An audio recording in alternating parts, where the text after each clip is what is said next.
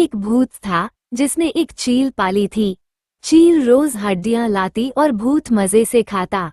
एक दिन भूत बोला, मजा नहीं आया। चील गुस्से में आ गई। उसने एक हड्डियों का पेड़ उगा दिया। पेड़ पर हजारों हड्डियां लगी थीं। भूत ने पेट भरकर खाया। एक दिन चील फिर से हड्डी लेने गई, लेकिन तभी मौसम बिगड़ गया।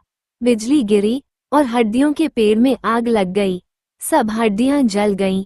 चील जोर जोर से रोने लगी। कोई सब्सक्राइब नहीं करता। पेड़ भी गया, दोस्त भी गया।